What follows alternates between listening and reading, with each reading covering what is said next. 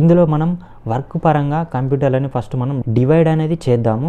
Friends, ఎవరైతే ఈ video చూస్తున్నారో దీనికి ఫస్ట్ పార్ట్ అనేది చూడండి. అది చూసిన తర్వాతనే ఇది చూడండి, మీకు క్లియర్గా అర్థం అనేది అవుతుంది. దాని లింక్ వచ్చేసి నేను పైన కార్డ్స్లో కానీ కింద డిస్క్రిప్షన్లో కానీ ఇస్తాను, మీరు అక్కడికి వెళ్ళి అది చూడండి. ఇటువంటి వీడియోలు ఇంకా మీరు మన ఛానల్లో చూడాలి అనుకుంటే మన ఛానల్ని వెంటనే సబ్స్క్రైబ్ చేసుకోండి, పక్కన బెల్ ఐకాన్ ఉంటుంది, దాన్ని యాక్టివేట్ చేసుకోండి. ఇందులో మనం వర్క్ పరంగా కంప్యూటర్లని ఫస్ట్ మనం డివైడ్ అనేది చేద్దాము. ఎందుకంటే కొందరు నార్మల్ వర్క్ కోసం తీసుకోవాలనుకుంటారు, కొందరు మీడియం వర్క్ కోసం తీసుకోవాలనుకుంటారు, కొందరు హెవీ వర్క్ కోసం తీసుకోవాలనుకుంటారు. కాబట్టి వీటిని ఫస్ట్ మనం డివైడ్ అనేది చేద్దాము. ఇందులో ఫస్ట్ వచ్చేసి నార్మల్ వర్క్ అంటే మనం ఒక 15,000 బడ్జెట్ అనేది వేసుకుందాము. అలాగే కొంచెం మీడియం వర్క్ అంటే మనం ఒక 30,000 బడ్జెట్ అనేది వేసుకుందాము. అలాగే నెక్స్ట్ వచ్చేసి మనకు హెవీ వర్క్ అన్నప్పుడు మనం ఒక 70,000 60,000 అనేది మినిమం వేసుకుందాం. ఇలా మనము వర్క్ పరంగా బడ్జెట్ పరంగా వేసుకుందాము. ఇందులో మనకు ఎటువంటి ప్రాసెసర్స్ అనేవి మనం వర్క్ పరంగా మనం చూజ్ చేసుకోవాలనేది ఇప్పుడు మనం చూద్దాము. ఇందులో ఫస్ట్ వచ్చేసి మనం నార్మల్ వర్క్ కింద తీసుకుందాము. ఈ నార్మల్ వర్క్లోకి వచ్చేసి మనకు ఏదైనా ఆఫీస్ వర్క్ కోసం కానివ్వండి, లేదా ఏదైనా నెట్ బ్రౌజింగ్, లేదా ఫొటోస్ వీడియోస్ చూడడం, లేదా మీరు ఏదైనా కోర్సు ట్రైనింగ్ కోసం కంప్యూటర్ తీసుకోవాలనుకున్నా ఇటువంటివన్నీ మీరు నార్మల్ వర్క్ కిందకి వచ్చేస్తాయి. ఈ వర్క్ కోసం మనకు వచ్చేసి ప్రాసెసర్ మామూలుగా ఉన్న సరిపోతుంది. అంటే ఇందులో మనకు క్వాడ్ కోర్ ప్రాసెసర్ కానివ్వండి, డ్యూయల్ కోర్ ప్రాసెసర్స్ కానివ్వండి, ఇందులోనే మనం i3లోకి కూడా వెళ్ళొచ్చు. i3లో కూడా మనం సెకండ్ జనరేషన్ కానీ థర్డ్ జనరేషన్స్ కానీ ఈ ప్రాసెసర్స్ అనేవి కూడా మనకు ఈ బడ్జెట్లో మనకు దొరుకుతాయి. అలాగే నెక్స్ట్ వచ్చేసి మనం ఈ ప్రాసెసర్కి తగినటువంటి బోర్డ్ అనేది కూడా మనం తీసుకోవాలి. అలాగే ఇందులో వచ్చేసి మనకు ర్యామ్ అనేది మినిమం ఒక 2 GB అనేది ఉండేటట్టు చూసుకోండి.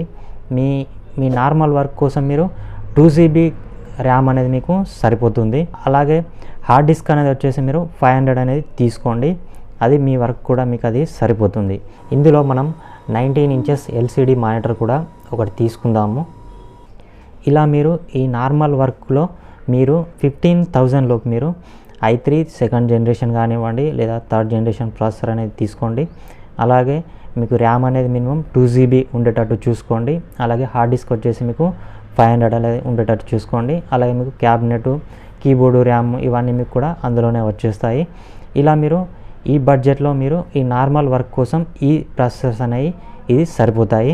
అలాగే వచ్చేసి మనం మీడియంలోకి వెళ్తే ఈ మీడియంలో మీరు కొంచెం వర్క్స్ అనేవి కొంచెం మీడియం హెవీ వర్క్ అనేవి ఉంటాయి. ఇందులోకి వచ్చేసి మనం ఫోటో ఎడిటింగ్ కానివ్వండి, మీరు ఏదైనా ఫోటో ఎడిటింగ్ అనేది చేయడం, ఫోటోషాప్ అనేది వాడడం, లేదా వీడియో ఎడిటింగ్ కూడా చేయడం. కానీ ఇందులో మీకు రెండరింగ్, ఎక్స్పోర్ట్స్ అనేవి కొంచెం స్లోగా అవుతాయి. వర్క్ అనేది అవుతుంది, వీడియో ఎడిటింగ్ కూడా మనం చేయొచ్చు, కానీ కొంచెం స్లోగా అవుతుంది. అలాగే నెక్స్ట్ వచ్చేసి మనం మీడియం గేమ్స్ అనేవి ఆడడం, ఇటువంటివి అనేవి మీకు ఇందులో కూడా మీరు చేయొచ్చు. ఈ మీడియం వర్క్స్లో మీకు మినిమం వచ్చేసి ఈ 30,000 బడ్జెట్లో మనం ఈ వర్క్స్ అనేవి మనం ఈజీగా చేయవచ్చు. ఇందులోకి వచ్చేసి మనం ప్రాసెసర్ వచ్చేసి మీరు i3లోనే 5th జనరేషన్ కానివ్వండి, లేదా 4th 6th ఇందులో చూడండి మీ బడ్జెట్లో అది వస్తుందా అనేది. అలాగే మీరు i5లోకి కూడా వెళ్ళచ్చు. ఇందులో మీకు i5లో 4th కానీ అలాగే 3rd కానీ ఇవి కూడా మీకు ఈ బడ్జెట్లో మీకు దొరుకుతాయి. అలాగే మీకు మినిమం వచ్చేసి ర్యామ్ అనేది 4 GB ఉండేటట్టు చూసుకోండి. మీ మీడియం వర్క్ కోసం మీకు ర్యామ్ అనేది మినిమం 4 GB ఉండేటట్టు చూసుకోండి. అలాగే హార్డ్ డిస్క్ వచ్చేసి మీకు 1 TB ఉండేటట్టు చూసుకోండి. అలాగే మీరు ఇందులో బోర్డ్ అనేది తీసుకునేటప్పుడు ఇందులో మీరు ప్రాసెసర్ అనేది మళ్ళీ మీరు అప్డేట్ కావాలనుకుంటే, అంటే మీరు మళ్ళీ చేంజ్ చేసుకోవాలనుకుంటే మీ మిగతా ప్రాసెసర్కి ఈ బోర్డ్ అనేది పనిచేస్తుందా లేదా అనేది మీరు తెలుసుకోండి. అలా తెలుసుకొని మీరు తీసుకుంటే మీరు ఒకవేళ మీరు i7లోకి వెళ్ళినా కూడా ఆ బోర్డ్ అనేది సపోర్ట్ చేసింది అనుకోండి, అప్పుడు మీరు బోర్డ్ చేంజ్ చేయాల్సిన అవసరం లేదు. ఆ బోర్డుకే మీరు i7 ప్రాసెసర్ కూడా మీరు ఫిట్ చేసుకోవచ్చు.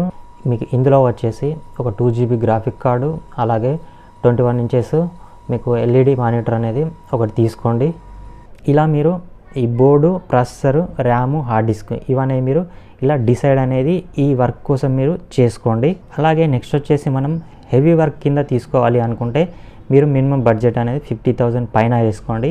అప్పుడు మీరు i7లో ప్రాసెసర్ అనేది తీసుకోవచ్చు. అందులోకి వచ్చేసి మీరు హెవీ గేమ్స్ అనేవి ఆడుకోవచ్చు. అలాగే ఇందులో మీరు 4K వీడియో ఎడిటింగ్ అనేది చాలా స్మూత్గా చేసుకోవచ్చు. అంటే మీకు రెండర్ కానివ్వండి, అలాగే ఎక్స్పోర్ట్స్ కానివ్వండి చాలా స్పీడ్గా అవుతాయి. అలాగే మీరు మల్టీ టాస్కింగ్ అనేది కూడా చేసుకోవచ్చు. ఇందులో మీకు చాలా ఫాస్ట్గా అయిపోతుంది. అంటే మీరు ఒకేసారి 2-3 వర్క్స్ చేసినా కూడా మీకు సిస్టమ్ అనేది కొంచెం హ్యాంగ్ అనేది కాదు. ఇలా మీరు హెవీ వర్క్ కింద తీసుకోవాలి అనుకుంటే మీకు ప్రాసెసర్ అనేది కూడా కొంచెం పెద్దది అనేది కావాలి. ఇందులోకి వచ్చేసి మనకు i7 ప్రాసెసర్లోకి మీరు వెళ్ళాల్సి ఉంటుంది. ఇందులో మీరు i7లో మళ్ళీ మీకు అక్కడ జనరేషన్స్ అనేవి ఉంటాయి.